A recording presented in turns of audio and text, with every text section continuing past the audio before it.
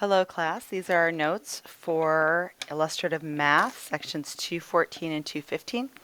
We are solving linear systems by adding and multiplying by -1. So this is called the elimination method. I want to go ahead and add that in here. We're solving by elimination. So if you think about some things we've learned about equivalent equations, if I take something that's true, like let's say we know that 1 plus 4 is equal to 5. And then I add something that's a known quantity that's true on both sides. So let's say I also know for a fact that 8 equals 8, right? That's true. And then what I do is I add things on both sides. So on the left-hand side, I could write 1 plus 4 plus 8. And on the right-hand side, I could write 5 plus 8. So this is still true. So it's really kind of crazy, but we are allowed to add equations together as long as we're lining up our equal signs. We're keeping stuff that's on the right-hand side on the right, stuff that's on the left-hand side on the left. But basically, we're using this idea that if we have equality and we add equal amounts to both sides, it's still going to be equal. And that's what elimination is all about today. So my step 1 is going to be I am trying to add my equations together to eliminate a variable. And we're probably getting ahead of ourselves a little bit. So I want you to notice something in equation 1. My first equation has a positive 2x, and the second equation has a negative 2x. And I know that if I take 2x and I add a negative 2x, I have a 0. And I have eliminated x as my variable. Right? There's no longer an x there, it's been eliminated. So because we have this idea that we can add equations together, as long as it's already equal on both sides and it'll keep equality, we're going to put those two ideas together here. So I'm going to go ahead and add my two equations together. And again, the real rules are I have to have equality to start with. And I already know that 2x plus 3y is equal to 11. I know negative 2x plus 5y equals 13. I'm lining up my equal signs. So I'm going to add things on the left together. I'm going to add things on the right. And I'm going to add like terms with like terms. So 2x plus negative 2x is going to make a 0. So I've eliminated that variable. 3y plus 5y is going to be 8y. And then we have equals. 11 plus 13 is 24. So my last step for solving here is I want to go ahead and divide both sides by 8. And so y is equal to 3. So normally students have this reaction upon learning about the elimination method that they really feel like we have kept important information from them because this seems so much easier. But I think it's good that we learn those principles of substitution first because to find my second variable, I still have to substitute. So I could substitute y equals 3 back into either one of my original equations. I think the first one looks easier. 2x plus 3y equals 11. So I tend to choose ones that have positives. We make less mistakes. And I still have to substitute to find x. So I eliminated to find my y, and then we always go back and substitute for our second variable. So 2x plus 3 times, instead of y, I am replacing it with a 3. So 2x plus 9 equals 11. And then I'm going to go ahead and solve.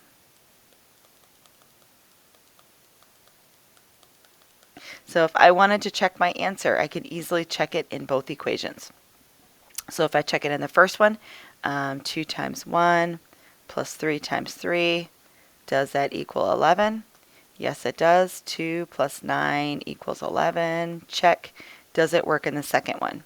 Negative 2 times 1 plus 5 times 3. Does that equal 11? So let's see, this is not an 11, a 13. Good, because it was not going to equal 11. I was starting to get concerned. Let's make sure we have the right problem written down, 13.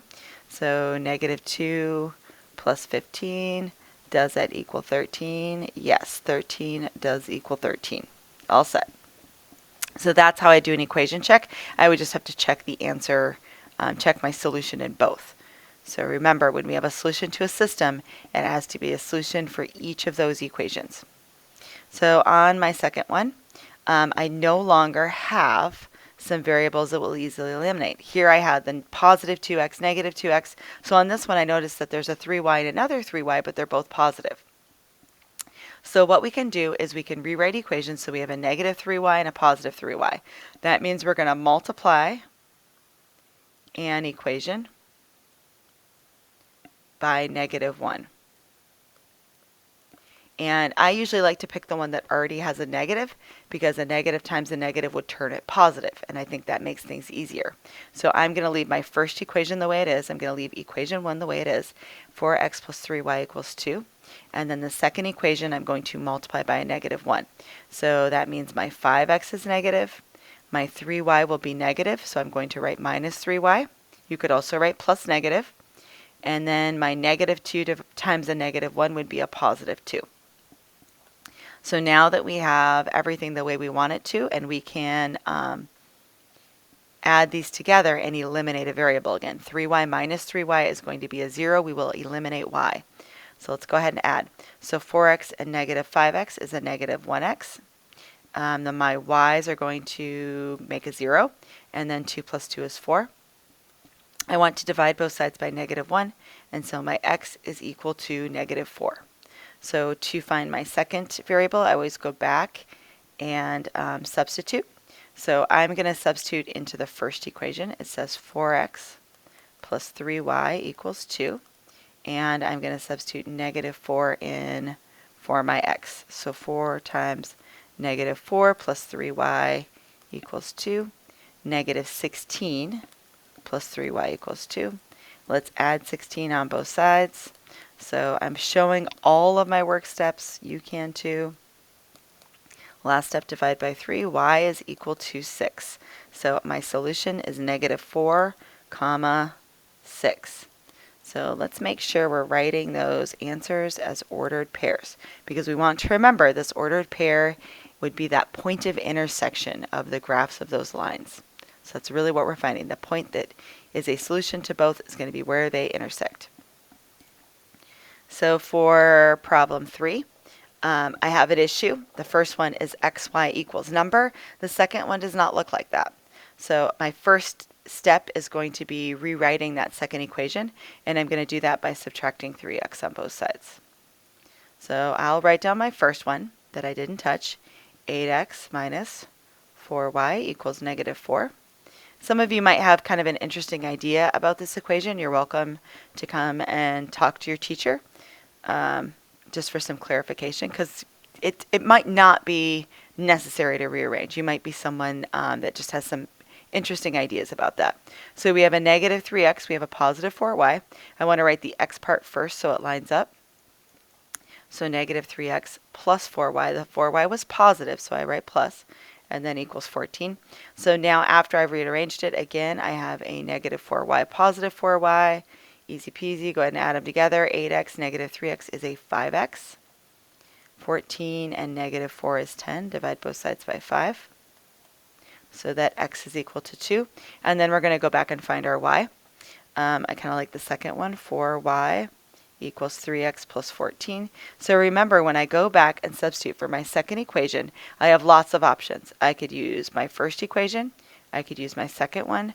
I could even use the one I've rearranged. So those are all equivalent equations in a way, right? They all have the same answers, and so I could use any of them. So now I need to substitute 2 for x, so I'm replacing the x with the 2. There's no longer an x in there because x is equal to 2. 4y equals 6 plus 14, and so 4y is equal to 20. And then we'll divide both sides by 4. Y is equal to 5. So my solutions here is going to be 2, 5. All right, for our last one that we're doing together, we have, let's see, we always kind of look at it, and I've got a 5x and a positive 5x. So we want to rewrite this so that we have a positive 5x and a negative 5x. So I'm going to take that first equation and I'm going to multiply it by a negative 1. So that means I have a negative 5x. I have a minus 6y, I have a positive 8. My second equation, 5x plus 2y equals 4. So I did not change my second equation. So if we multiply all the way through by a number on both sides, it's still equivalent. And then we can add them together. So negative 5x plus 5x is going to zero out. Negative 6 plus 2 is a negative 4y. 8 and 4 is 12. Divide both sides by negative 4. And y is equal to negative 3. Now I've got to go back and solve for x. So 5x plus 2y equals 4. Now we are going to be substituting the negative 3 for y. So we are replacing the y with a negative 3. 2 times negative 3. And then I want to multiply minus 6. We'll add 6 on both sides.